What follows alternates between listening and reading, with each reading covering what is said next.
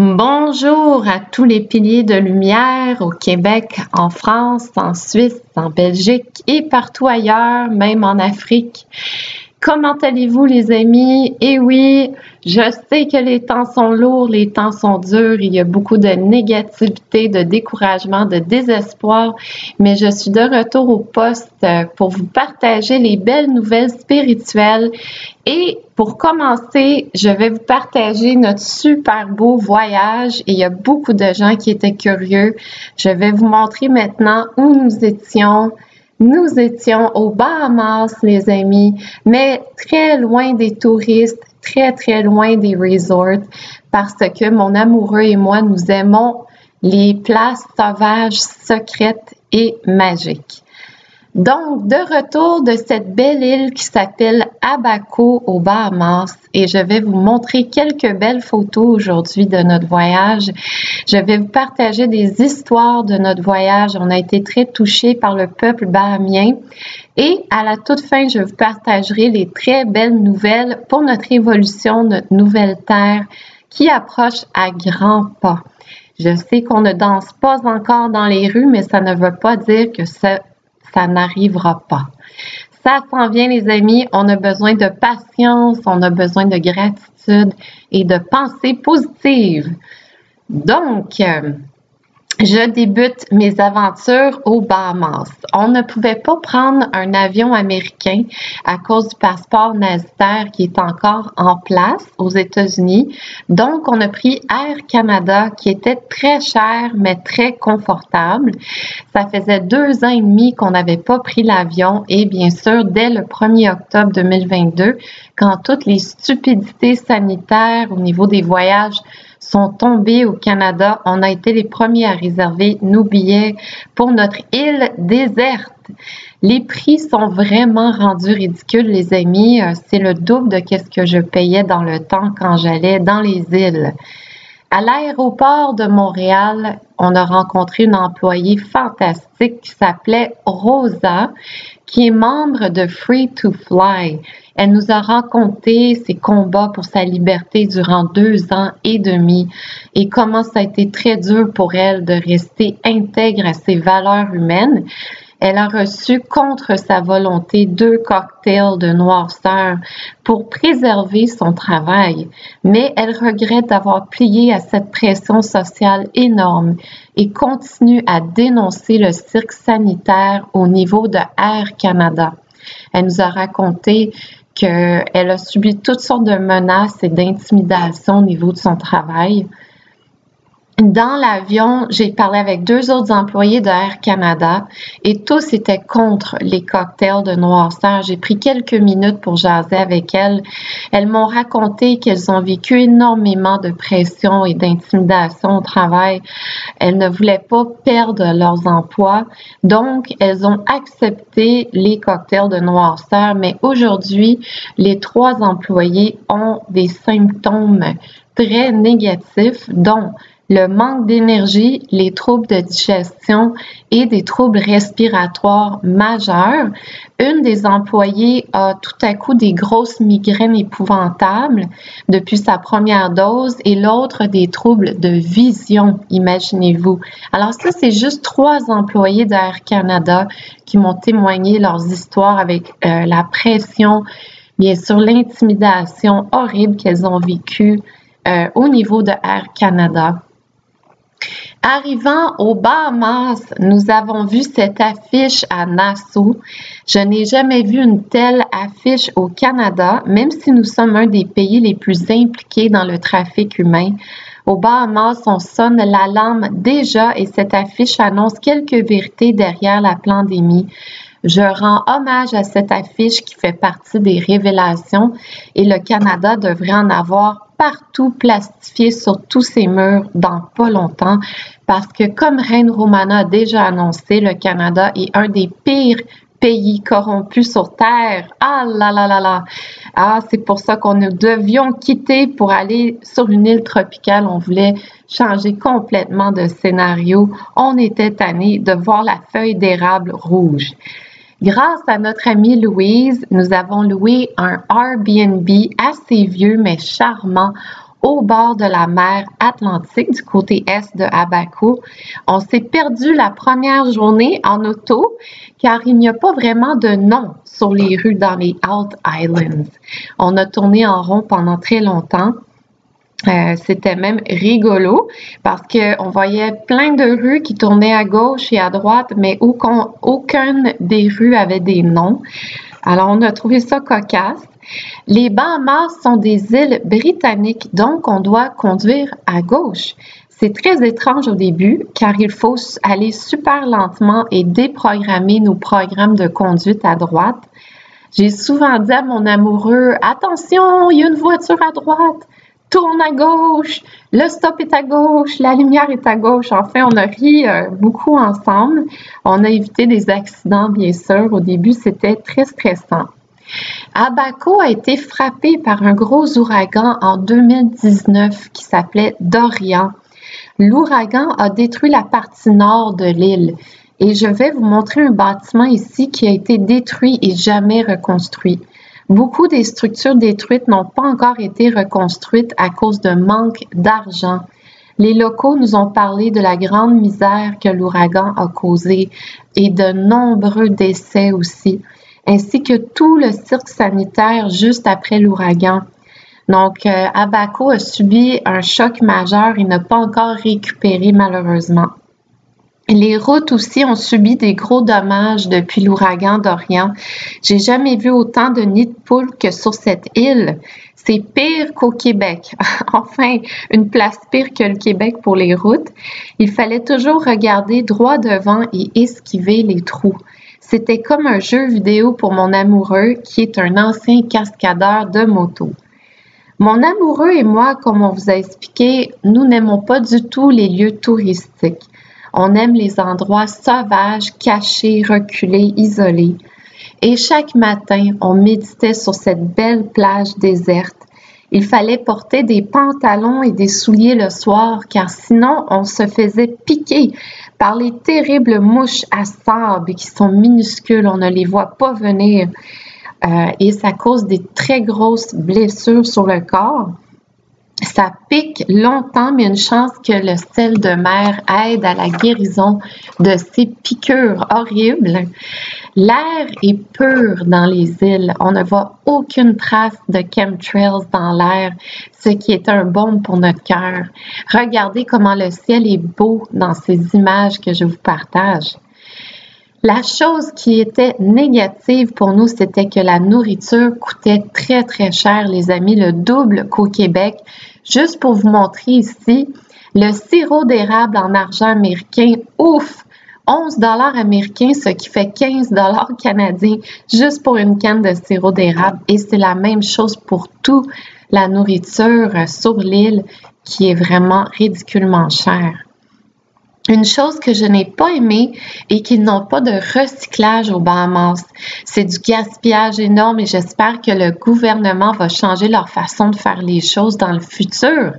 Je vivais beaucoup de culpabilité chaque fois que je jetais du plastique et du verre aux poubelles. D'ailleurs, en parlant de poubelles, les Bahamiens passent leur temps à nettoyer la poubelle de mer qui arrive chaque jour avec les vagues et le vent. C'est une catastrophe de voir autant de plastique, de verre partout. Et puis, une fois par année, ils organisent même des concours et des prix pour ceux qui ramassent le plus de poubelles de mer le long des plages. Nous-mêmes, on a rempli 11 gros sacs de poubelles pendant nos 2 semaines au bord de la mer pour aider la propriétaire de notre logement. Ça n'arrêtait pas. Notre coin de plage était très propre tout le long de notre voyage et la propriétaire très heureuse de notre travail. Alors, ça appartient à chacun des propriétaires de nettoyer le long des plages, mais on comprend que la mer, elle est très polluée et que, évidemment, il faut faire quelque chose pour nettoyer la mer.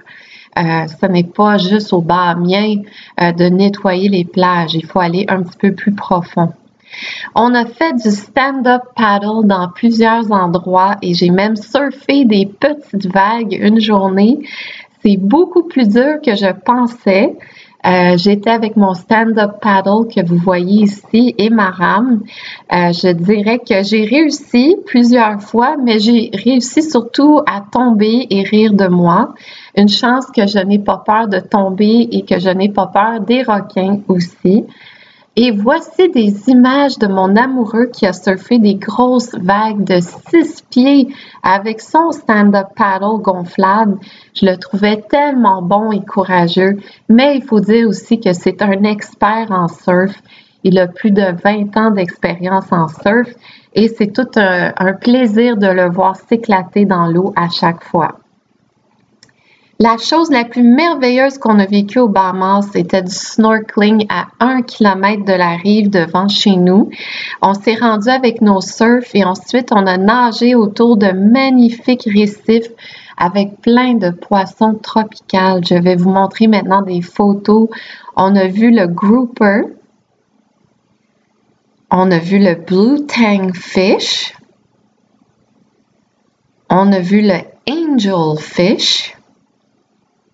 Et j'ai même vu 2 belles tortues de mer sous moi très près et je les renvoyais plein d'amour parce que je suis très alignée avec les tortues. Je dis toujours que je suis une tortue. Je vais très lentement dans la vie pour profiter de la vie. Notre mission première aux Bahamas, les amis, consistait à nous reconnecter avec les fréquences et les mémoires d'Atlantide et aussi de réactiver notre ADN divin. Alors, on profitait de ces rituels chaque matin. Je ne peux pas partager ce que nous faisions, bien sûr, c'est secret. Je vous parlerai un petit peu plus de ces choses-là dans une nouvelle plateforme qui va sortir sous peu. Mais sachez que nous avons fait beaucoup de prières pour la terre, qu'on a fait des rituels pour purifier le Québec surtout, pour enlever des très mauvais symboles qui ont été installés dans la grille au niveau du Québec. Et puis, je suis certaine que cela a fait une belle différence. Maintenant, je vais vous partager des belles nouvelles pour essayer de mettre plus de soleil dans votre semaine parce qu'il manque du soleil au Québec. Nous, on a passé de 30 degrés chaque jour à moins 3 degrés au Québec avec la neige. C'est un petit peu rough le retour, mais on conserve le sourire parce qu'on sait qu'on va bientôt danser dans les rues. Le 8 novembre dernier, tel que prédit dans mes visions, nous avons vécu une autre déception, mais des révélations aussi. Les midterms ont été bien sûr traficotés encore, mais pas par les forces sombres, par l'Alliance.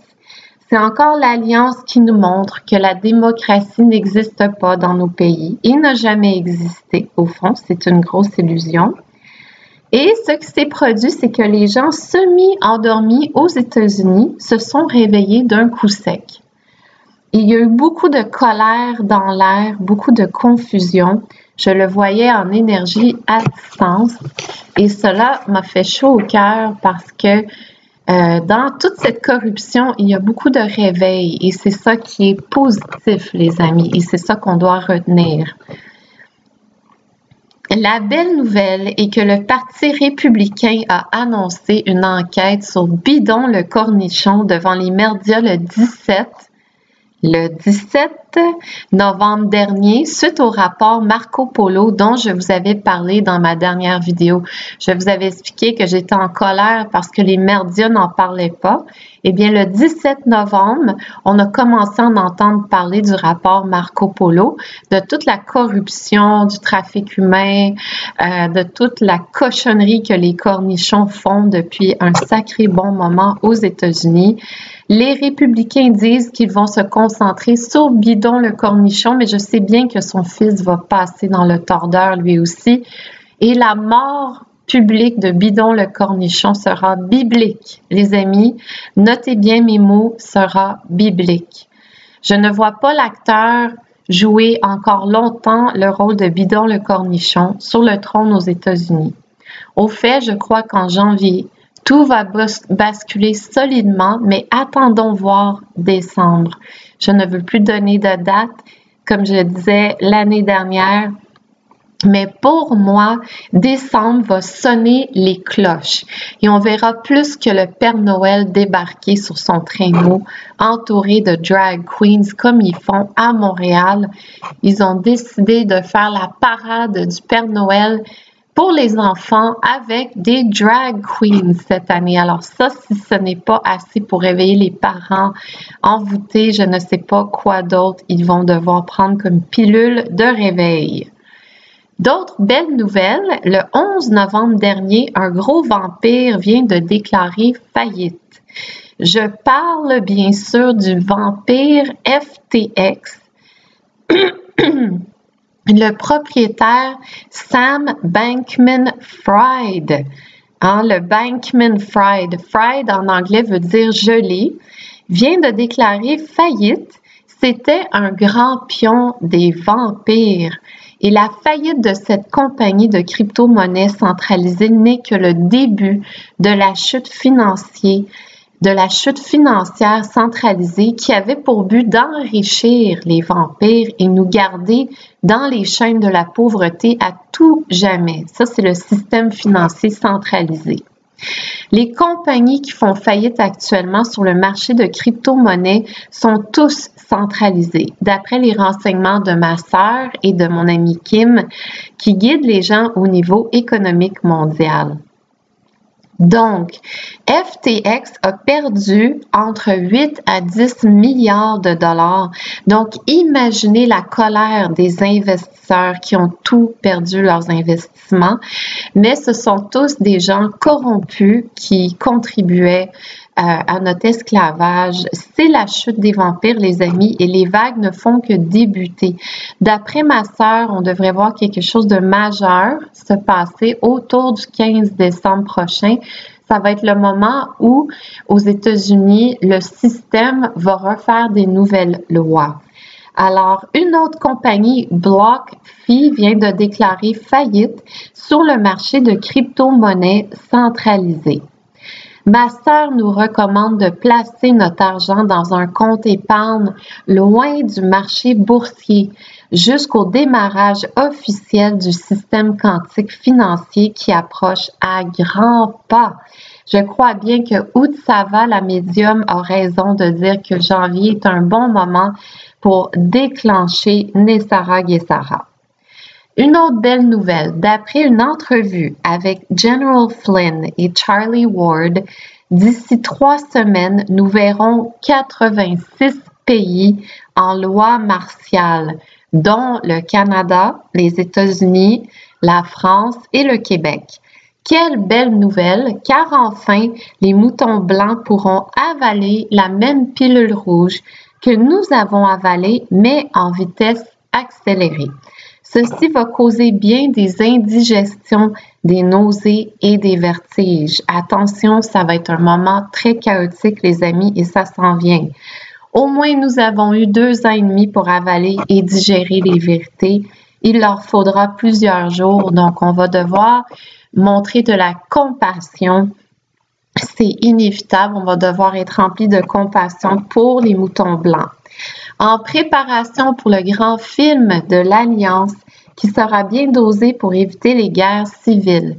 S'il vous plaît, ayez des provisions de nourriture pour quelques semaines, environ 4 semaines, de l'eau, des chandelles, des couvertes chaudes et de l'argent comptant de côté.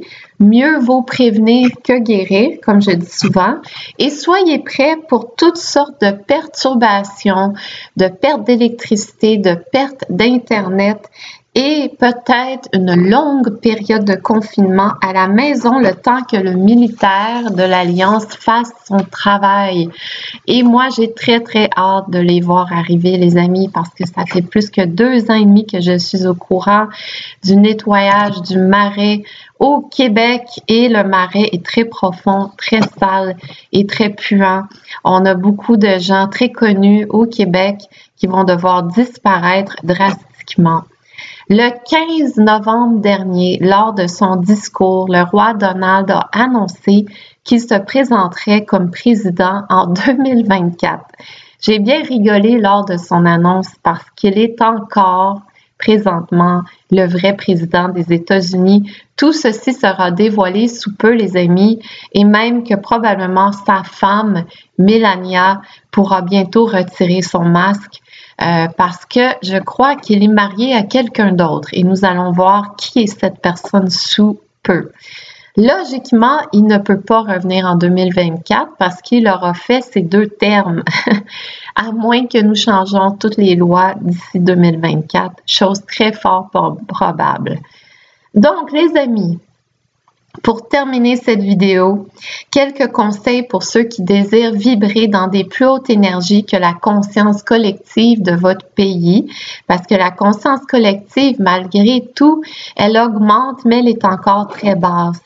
Alors, numéro 1, buvez beaucoup d'eau filtrée, de préférence de l'eau Berkey, si vous avez la possibilité de vous procurer le système Berkey américain, qui purifie toute l'eau, en fait, qui élimine des centaines de produits chimiques dans l'eau. C'est pour purifier votre corps de toutes ces toxines, de toutes ces saloperies que les chemtrails ont mis dans l'air, parce qu'ils en ont mis encore beaucoup cet été. D'ailleurs, on croit que cela a affecté la vision des gens. Est-ce qu'il y a des gens au Québec qui ont eu des troubles de vision dès le mois d'août parce que ça serait relié à des chemtrails? Ceux qui font les nuages, ils appellent ça les gens qui font des nuages, ceux qui se font engager pour déposer des produits chimiques dans l'air. Prenez des bains de sel de mer si vous n'avez pas la mer près de vous pour purifier vos corps énergétiques, c'est très important. Méditez chaque jour un bon 10 minutes pour faire le vide mental, c'est super important. De vider votre tête de tout ce plan de noirceur. Nous le connaissons, ce plan de noirceur. Et s'il vous plaît, arrêtez d'écouter les vidéos sur le plan de noirceur. On le connaît, on l'a étudié de A à Z de nombreuses fois, des centaines de fois. On le connaît par cœur. Et puis, mettons donc nos énergies sur la nouvelle Terre, cette nouvelle planète. Et puis, j'aurai un beau projet à vous dévoiler dans ma prochaine vidéo. Parce que de mon côté, je suis très, très tannée de la matrice 3D. Je suis tannée du Québec, je suis tannée du Canada. J'ai besoin de changer d'air et je vais vous divulguer un très, très beau projet avec mon ami Pierre que vous allez découvrir, qui est un être de lumière fabuleux. On a besoin d'augmenter le taux vibratoire au Québec et j'espère faire partie de cette augmentation de vibration. En attendant, je vous invite à vous abonner à mon infolettre au www.noracaron.ca. Vous pouvez suivre donc mes événements qui sont dévoilés seulement dans mes infolettres. Mon événement Cercle Pilier de Lumière qui a lieu aux 2 mois est seulement partagé dans mes infolettes. Je vais vous partager mon nouveau projet dans ma nouvelle vidéo. Et d'ici là, les amis, je vais vous montrer qu'est-ce que nous avons rapporté illégalement des Bahamas parce que, bien sûr, on n'a pas le droit de ramener ces beaux trésors de l'océan. Alors, je vais vous montrer, on en a ramené plusieurs qu'on a trouvés le long de l'océan. Pendant qu'on marchait, voici un de nos bébés. Ça s'appelle un conch. Et vous allez voir, c'est la spirale de vie. Vous allez voir ici la belle spirale de vie. Donc, on a ramené des choses illégales dans nos valises, comme toujours. Nous, on s'en fout pas mal de la matrice rendue là. Je vous embrasse. Je vous souhaite de passer un beau début de décembre et je vous reviens très prochainement avec mon grand projet, avec mon ami Pierre. Je vous aime, les amis. On garde le sourire, on garde le cap, on fait comme la tortue, on nage lentement, mais on avance d'un pas sûr. À très bientôt.